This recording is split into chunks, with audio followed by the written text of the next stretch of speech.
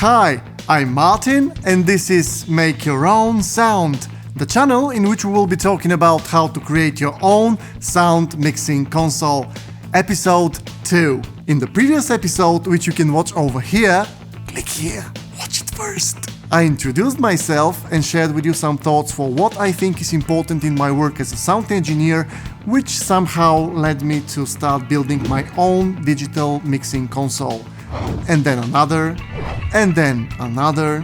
It's actually quite a fun endeavor and very useful one for me.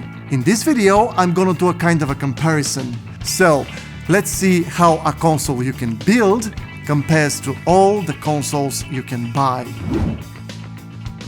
In the previous video, I shared with you the things I'm looking to have in a console I'm working with. Let's summarize. I want all the modern tools a digital console could have, like good quality equalizers, compressors and de-essers, analog channel and tape saturation emulations, transient shapers, dynamic equalizers, multiband compressors, exciters, guitar and bass amp emulators, real-time drum replacement tools, and even VST instruments if possible. Spoiler alert! It's possible. Then I'd like to have really great monitoring capabilities so I can make my musicians on stage very, very comfortable. And I want a multi-track recorder and the option for virtual soundcheck.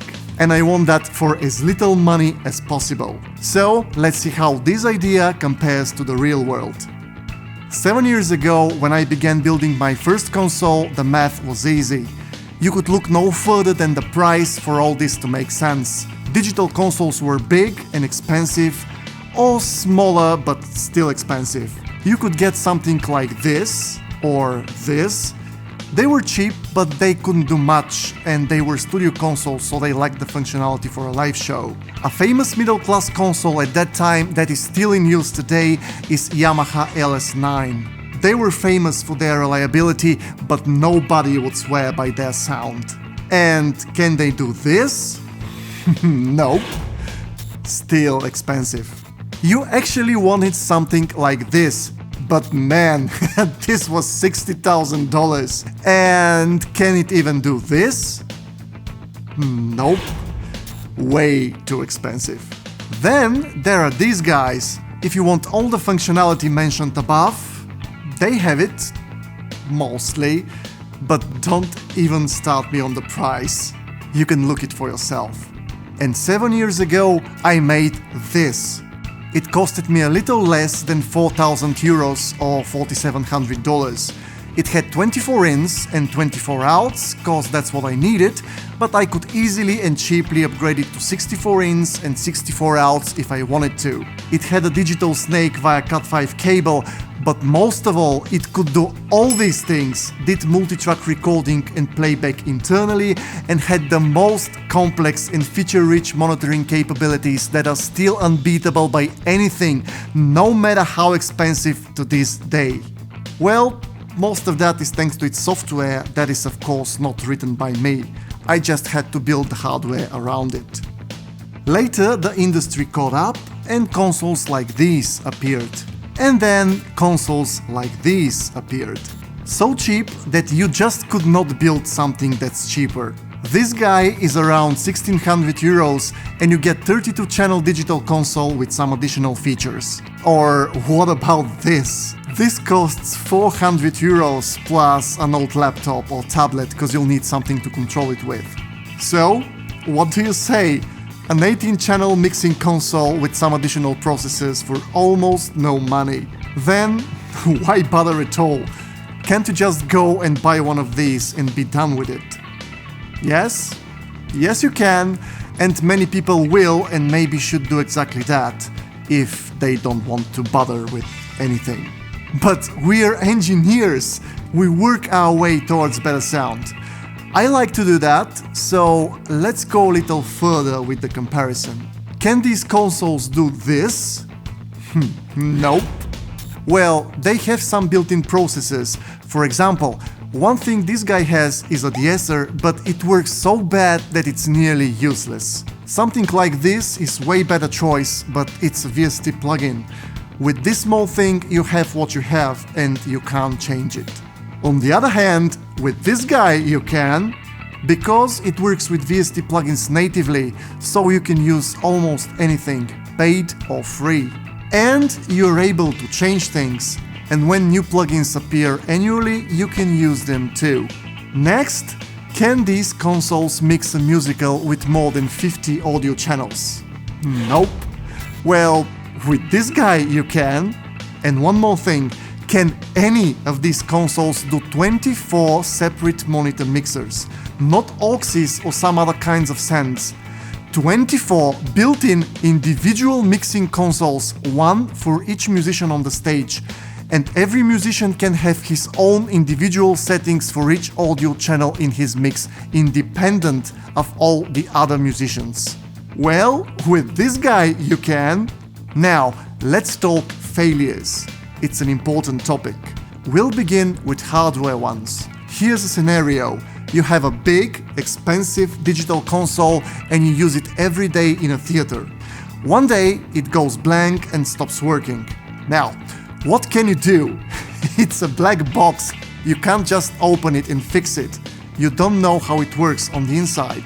So, you bring it for repairs and wait. For how long? 2 weeks? A month? Meanwhile, you have a work to do, so you try to rent a console. If you're lucky, you may find the exact model is yours, available, and then rent it for a month, which may cost a lot of money. If you're not so lucky, you might have to rent another model or brand. Then, all your saved shows and scenes won't work, you'll have to change your entire workflow and start from scratch. In a day. On the opposite side is this. Well, this actually is a PC combined with a good sound card and some audio peripherals. They won't break all at once, and if something breaks, you can more easily and cheaply replace it. For example, your ADAT converter breaks. You go to the store and buy a new one. And it's done. Or use another one from your studio. And it's done. Or take something like this sound card, program it in 10 minutes to act as an ADAT converter, and use it until you fix your device. Well, it's done. What if your computer breaks? Well, you can actually fix that in a couple of hours if you're able to diagnose it fast enough.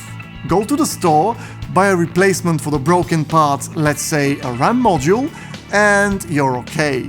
If you can't do that for some reason, just get another PC that's powerful enough, transfer some hardware from the broken one, make optimizations to the operating system, copy the software, and get to work. Or, let's say your faders stop working for some reason in the middle of a show.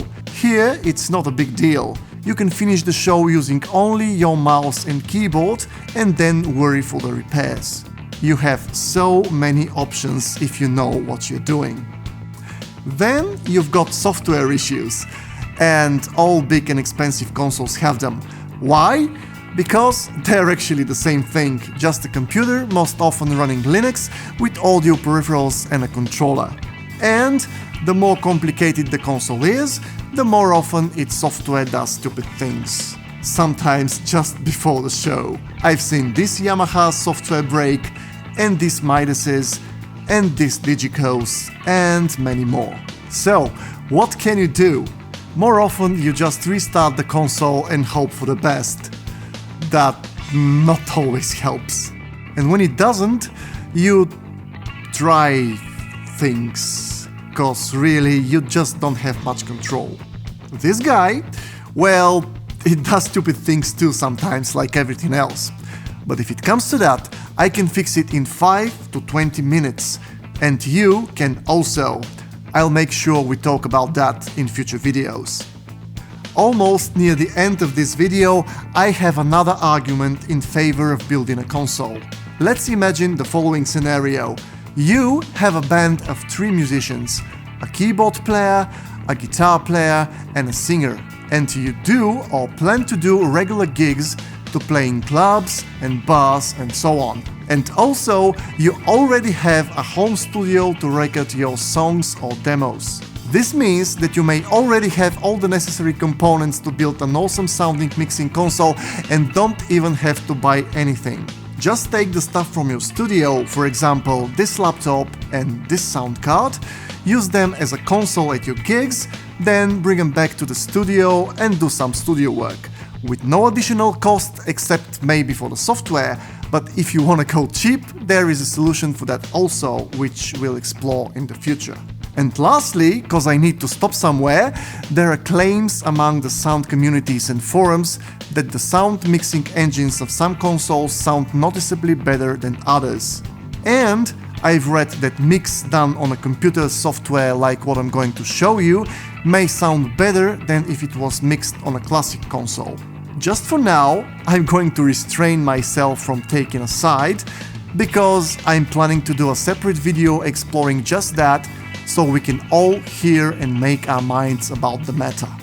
Okay, over with this video, and in the next one we'll get to real work discussing the components you'll need to build your console, starting with the software. So, I'll see you there, and thank you for watching.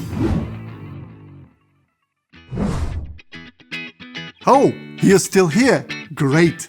There are a few more important things I need to mention, like the video you just watched is part of a series and all the episodes are connected. So, if you stumbled on this episode by accident and you wasn't sure what exactly I was talking about, you can go and watch the previous episodes, or at least the first episode over there, which explains the idea of the whole endeavor.